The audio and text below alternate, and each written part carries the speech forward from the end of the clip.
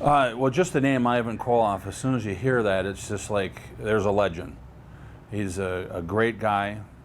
He's one of the toughest guys I know. And he's like a giant, a gentle giant is what he is. I was down in Florida Championship Wrestling, and Jim Neidhart and myself were partners down there. And we were having a great run. And Ric Flair used to come into the territory all the time. And I knew Rick from other territories, and we'd go out a lot. And Rick always says, you got to come into Charlotte. He says, it's a great territory. And at that time, Dusty Rhodes was the booker there, and Nikita and Ivan were in there. And I told Rick, I says, well, you have Dusty give me a call, and then I'll see what I can do. But I was really happy with being in Florida. So one day Dusty called and says, yeah, we'd really like to have you come in, and you can be partners with Ivan and Nikita Koloff. And I grew up with Nikita, and so I knew him really well, but I never met Ivan. And talking back and forth to Nikita, he says, you got to come in because Ivan's the greatest guy in the world. And at that time, I've already been in the business 3-4 years, and I thought I was pretty good in the ring. And it just so happened that I was finishing up in Florida, so I ended up going to Charlotte.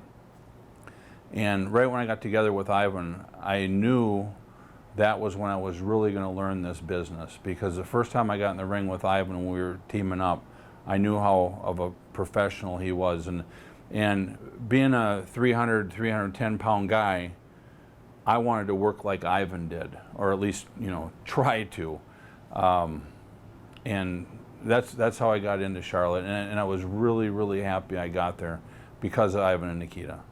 When you're making good money in a territory, it's hard to leave that territory.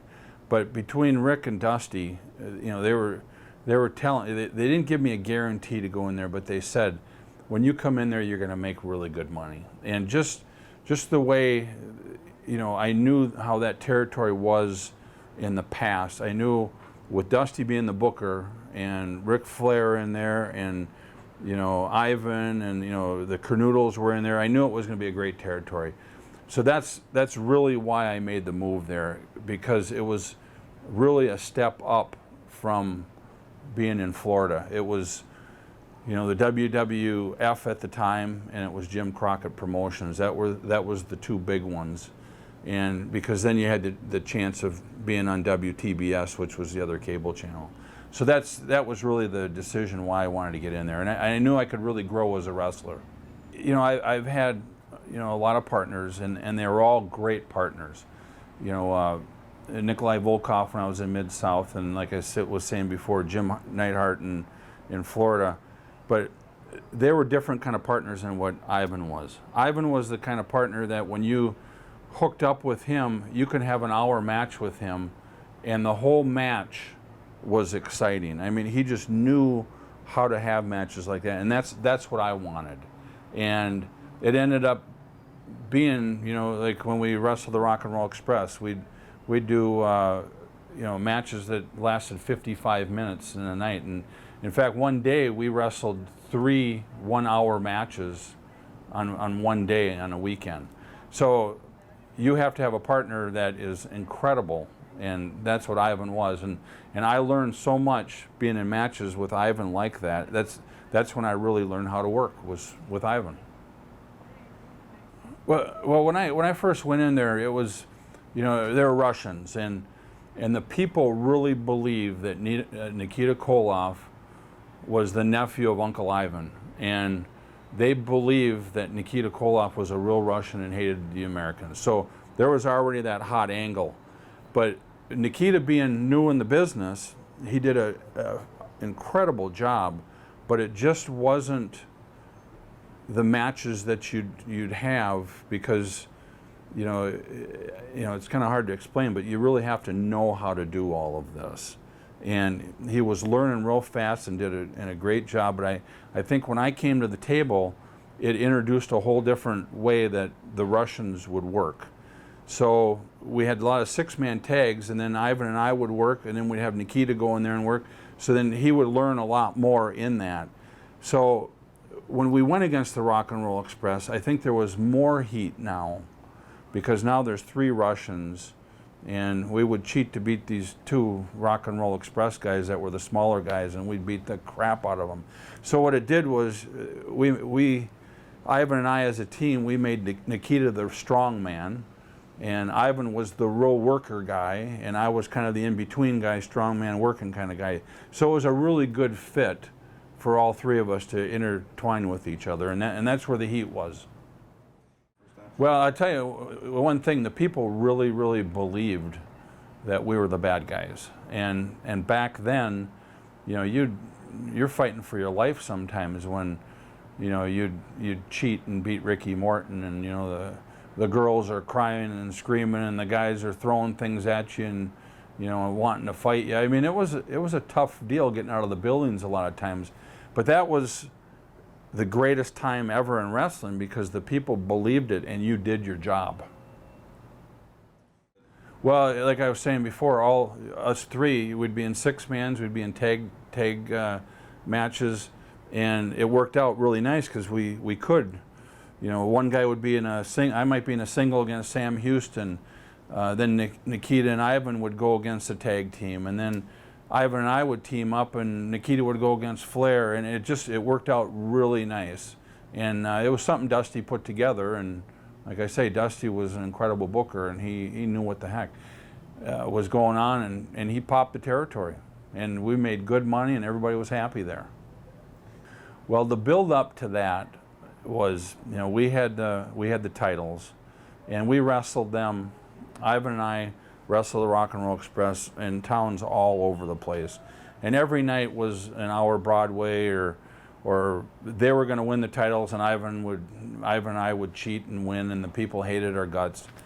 Well, that night, going into that match, we had like the whole hour on the TV to wrestle these guys, and in Shelby it was the perfect atmosphere. It was a sold-out crowd, and it was probably about 80 degrees, and I don't know how in the world we wrestled that long, but I think it was like 56 minutes or something like that. And I can remember when the Rock and Roll Express beat us, Ivan and I were laying in the ring, and I looked at Ivan, and we couldn't even breathe because the people popped so much. Every single person in that whole arena stood up and was cheering, and me and Ivan were in the middle of that ring just gasping for air because they just took the air right out of the building, and they were so excited. And what a feeling that you did your job, and to have Ivan be the guy I did it with was incredible. I mean, unbelievable partner. Couldn't have done it without him. How important was the build-up to that match for it to come to fruition the way it did? Well, it was huge because this was, you know, 2-3 months long to build up to this thing, and you know, when you got Ric Flair in the territory, you got Dusty, you got Nikita, you got Magnum. I mean, everybody in that territory were top workers, and for the tag team to be the main event and take up a whole TV show, it was a really, really important, you know, thing for Jim Crockett Promotions, and it was important for us. So it was the main event of everything, and it completely worked like it was supposed to. So it was huge. Well, that's kind of what I was saying earlier. It worked out really nice because, you know, Ivan was a veteran, and Nikita and I, we listened to Ivan. Whatever Ivan said, we did. And Ivan wasn't the kind of guy that said, you know, hey, Crush, you do this, and Nikita, you do this. Ivan treated us like we've been in the business as long as him. And so Ivan was the real worker and had the knowledge of what to do. Nikita, we kind of had him being the strong man of the whole bunch. And like I was saying, I was kind of a worker and the strong man.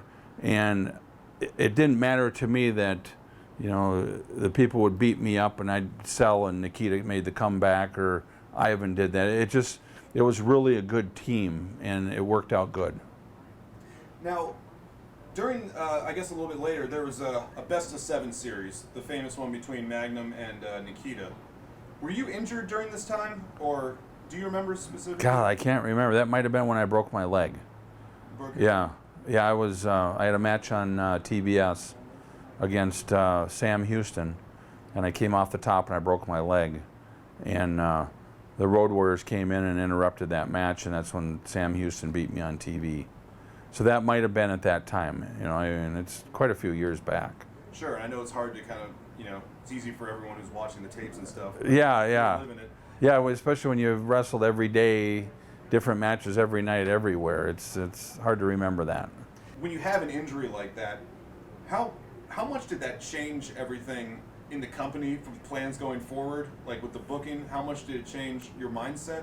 Just when an injury like that happens, something so devastating. Well, it was the hardest part was when we did it on TV and we had an angle going. I finished the match, and it was. I don't know if a whole lot of people would have done that, but all I thought about was, this was the start of an angle, and I wanted to make it go through. And I think that there's not one person that can change a company. It's just like, hey, Crush broke his leg, get him out of there, throw another guy in there. That's kind of how it is. You're kind of a piece of meat. And so I don't think they had any trouble with me leaving and having the angle go on with somebody else. Magnum and Nikita, do you remember that very well? I'll tell you what, they had some great matches. When I was in Mid-South, a couple years before that, Magnum was down there. And the one thing about being in the Mid-South territory is Bill Watts was the promoter, and he was a teacher, and he was incredible. And you made the long trips, you had the long matches, and you really learned how to wrestle correctly. So by the time Magnum got up to Charlotte, Magnum was already a real professional. And now at this time, Nikita, from being in tags with Ivan and myself and being in single matches, and now he's spent his time. Now Nikita has really gotten to be, a real good wrestler. So you get Magnum, who's the leader of the deal, and Nikita coming up, and now Nikita really learned wrestling with Magnum too. So they started having some really, really good matches, and it was a perfect feud. Here's Nikita Koloff, the Russian Nightmare, against the young Magnum TA.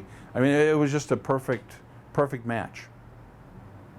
Well, back in those days, the heels were in one dressing room and the baby faces were in the other dressing room, and you never ever talked.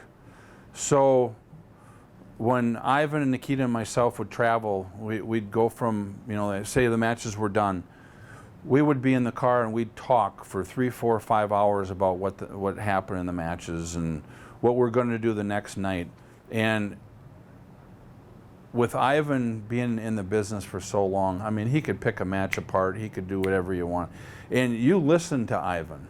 So it was a great time traveling in the car with us three, because you could really figure out who the Russians were. We figured out our angles, what we needed to do and all that. And that was Ivan. As a team, did that have any impact on any directions moving forward? Well, I was really good friends with Magnum. I love Magnum. And when that happened, I couldn't believe it. I didn't find out till the next day. And I didn't know exactly how serious the injury was or anything. But, when I found out that was a career-ending accident, I knew it was going to affect the whole territory, because Magnum was one of the guys that they were giving the big push to. He was going to be the Ric Flair, the Ricky Steamboat. He was going to be that guy. And I knew, with Nikita working the angles with Magnum, then it might have been my turn and it might have been Ivan's turn. So it was really devastating to the whole territory, because when you're a heel, and if you're a good heel, you want to wrestle those guys. That's where the money matches are. So it did hurt, but who cares about wrestling when something like that happens? I mean, that was, a good friend of ours that got hurt, and his whole life was wrestling, and it ended, and that's really what you thought about, And how different do you think it would have been? You know, how the course of wrestling history pretty much changed that way, right? Oh yeah, it. You know, he definitely had the fire. He had the look. He could work. He was definitely one of the guys that would have been, you know, the top 2, 3 guys in the territory. I mean, you know, Ric Flair and Dusty and Steamboat and, you know, Magnum. That was, you want to groom a guy like Magnum to be that guy that all the heels want to go against. And he was a great guy to wrestle too. You know, he didn't take advantage of you, and you'd have good matches with him. So, yeah, it was tough on the territory, but you know, the bottom line is like I was saying, you know, you're just one person, and there's a lot of other people that are going to come in and take your spot, and it's unfortunate that's what happens, but it does. Well, that must have been after I was gone. Were you gone at that time? I was gone at that time because Nikita was a heel the whole time there, and when I left after it was one of the big pay-per-views, I wrestled Sam Houston at that show, and Ivan Nikita wrestled the Rock and Roll Express, and that was the end of my time in Crockett Promotions.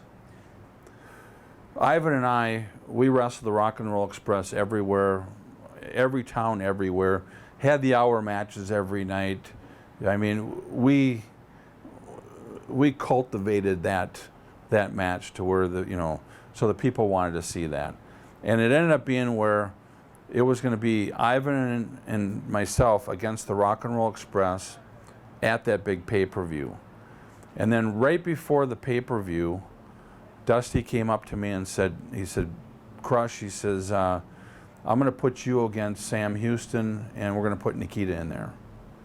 And that, to me, I was really upset about that, because Ivan and I worked our asses off to make those matches the best matches we can do. And when you're a wrestler, the finale is what you're after. And I never got that finale. And I love Nikita, and you know, more power to him that he got in that match. But Dusty told me, he says, Barry, he says, you're going to make the same amount of money as if you were in that match and working with Sam Houston. And I said, you know, that's fine, but really, I want to be in that match, because that's what your whole career is about, is to work that angle all the way up to the main event in that deal. And so anyways, I ended up saying, okay, that's fine. So they had their match, I had the match with Sam Houston, which was a great match. And then the next TV, we got our paychecks, and I looked at my paycheck and I went, holy cow, is this the shits? So I went to Ivan and I said, Ivan, how'd you do on your paycheck? And you know, Ivan wasn't going to lie to me. And he told me, and it was 3-4 times the amount of money I made. And I said, Ivan, you got to be kidding me. And Ivan knew that, because I told him that that's what they said they were going to do, pay me the same.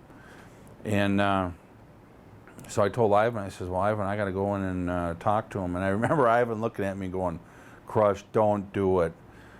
Because I've always said, whenever you go in and you complain about your money, or you complain about your position or your job, you better be ready to quit. Because if they give you the ultimatum, you got to leave. Well, I went in and talked to Dusty, and Dusty says, Barry, he says, I had nothing to do with that. He says, you're going to have to go talk to Jim about it. So I went in and talked to Jim, and Jim Crockett looks right at me and says, Barry, he says, that's what you deserve. You ain't getting any more money.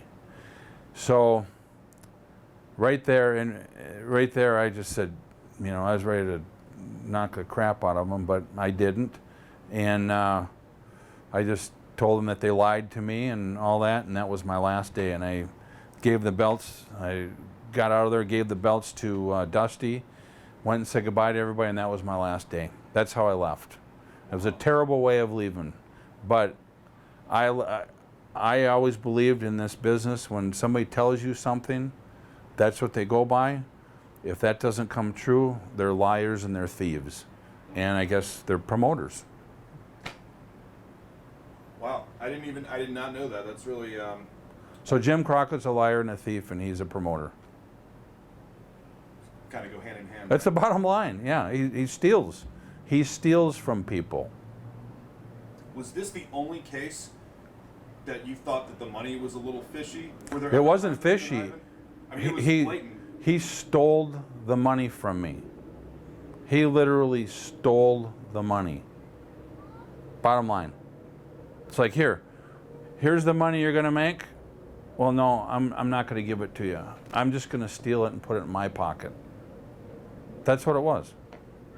The lowest form of a person is a thief, and he's a thief. He stole. Do you think this happened in numerous other cases? You clearly couldn't have been the only one. Well, I don't know. I would think so, but they stole from me. And I don't know if they thought that they'd steal and I'd stay and, that was it. But, why would you want to work for somebody that lies and cheats you,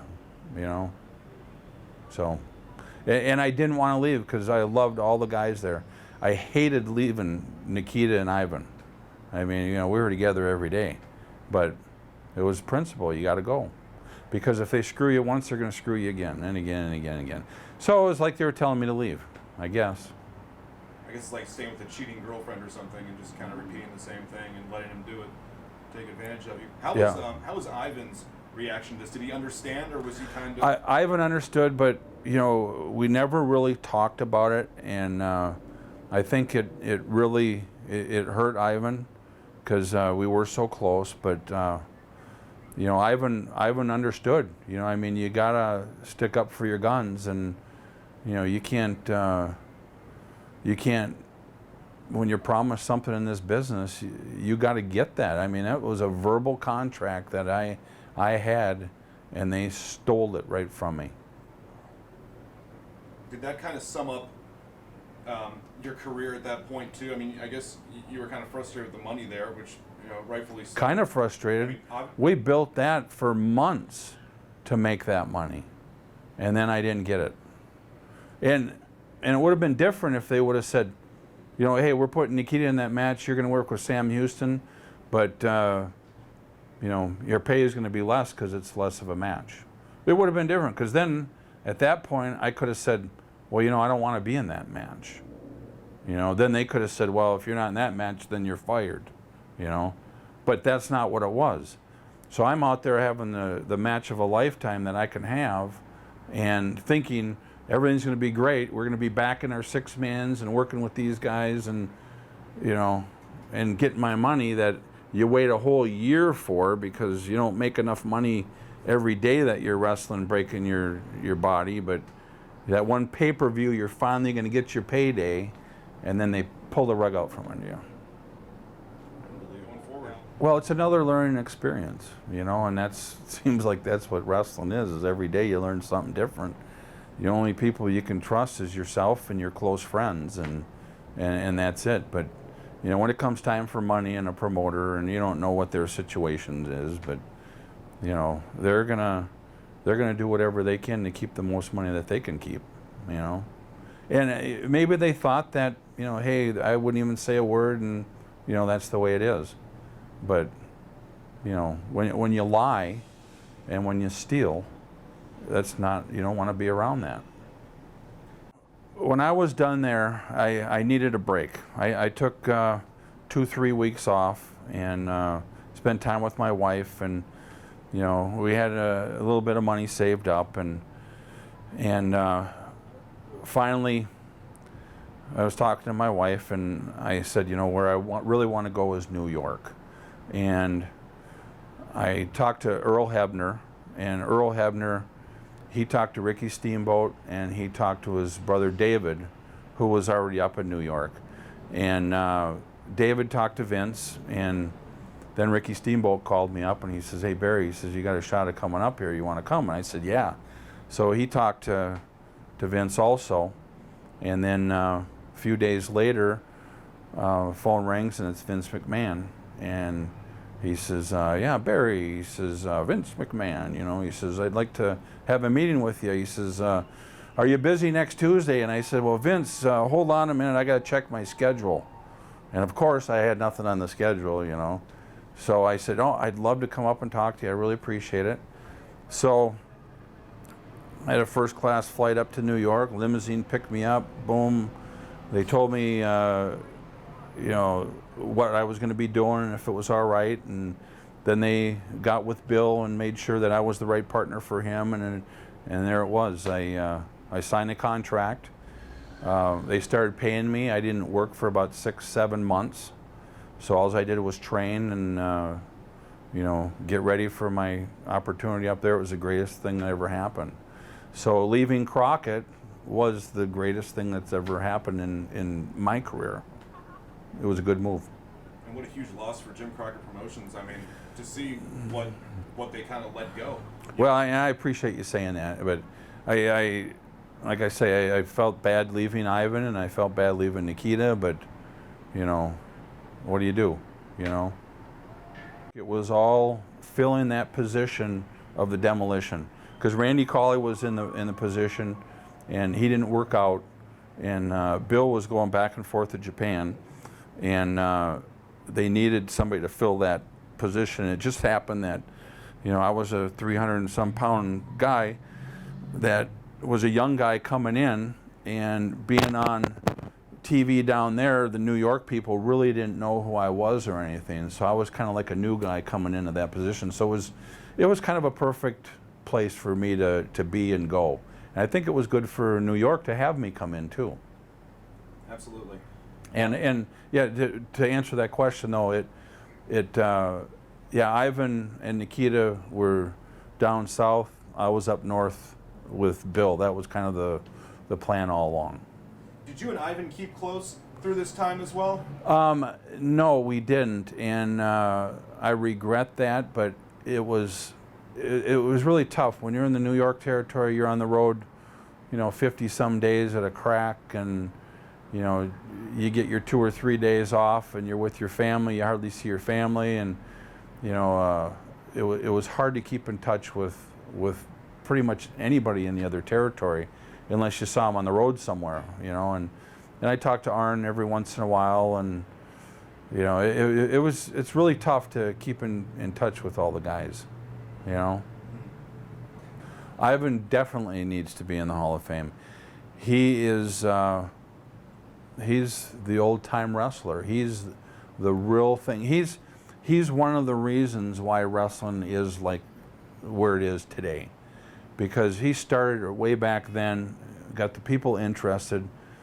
People were watching wrestling. He was a character. He's the real deal. He absolutely needs to be in the Hall of Fame. Ivan Koloff. Well, when you just hear that name, Ivan Koloff, the Russian Bear, he was like the toughest guy in the world, and in real life, he is one of the toughest guys.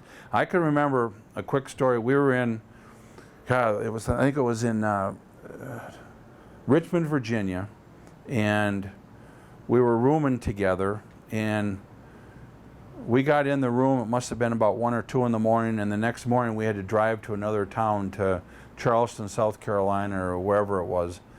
So we got about 5 or 6 hours of sleep, and I can remember Ivan getting up. He went over to the mirror, and he didn't know I was awake, and he was trying to lift his arm up. And I remember him grabbing his hand and, you know, trying to lift his arm up. He couldn't even hardly move his arm from the night before. And I'm looking at him, I feel so sorry for him, because when he was in the ring working, he worked harder than anybody. So we get in the car and we start driving. You know, I ask him, Ivan, how you doing? He goes, oh, I'm feeling great. You know, we go to the gym, train and everything. The next night, you know, that night, wrestling, here's Ivan taking bumps, flying around. You don't even know he was hurt. And I just think of what he was going through that morning. Couldn't even pick up his arm. And he's in the ring slamming people. And this was every night Ivan was like this. And that's what I'm saying. With Ivan, there was every night when that bell rang, he was 110%. And it wasn't for Ivan Koloff, it was for the fans and the other wrestlers that he wrestled with. He did it because he wanted the match to be the best match it was. And that's the kind of guy he was. He's the Russian Bear, the toughest guy in the world, and he's a great guy. I had so many different stepping stones and so many different people to thank in my career. And you know, when you first started, you know, Eddie Sharkey breaking us in, Ole getting us a job, and you know, Bill Watts getting us in the territory, and Eddie Graham down in Florida. And so every time, you know, Ernie Ladd helping me out, and Grizzly Smith. But when I finally got to be partners with Ivan, it was like a whole different life. It's like the wrestling business really clicked. After working with Ivan every day, I knew I can wrestle anybody in the business. I was a real professional. I could be a world champion one day if that's what the office wanted me to be. That's how confident I was after being with Ivan. So, Ivan, thanks. He was like a machine out there. And you know, between his knees, his back, his neck, his shoulders, and all that, when he got in the ring, you didn't know he was hurt. And even outside the ring, you didn't know he was hurt. But he was always in a good mood, always wanting to work. And, you know, 'cause that was his life. And, you know, it's hard to, you know, say what kind of injuries he had, because, you know, we all hurt. But for all the years that Ivan was in it, and you know, taking bumps, and I mean, he was just a machine. He was just hurt all the time, and you never even knew it. And right now, you know, I talked to him the other day, you know, his back's bad, his knees are bad, his hips are bad, and you know, it's all because of the wrestling business that he loved. But, you know, that's a tough one, tough question. He's tough. Like I say, he's the toughest guy I know.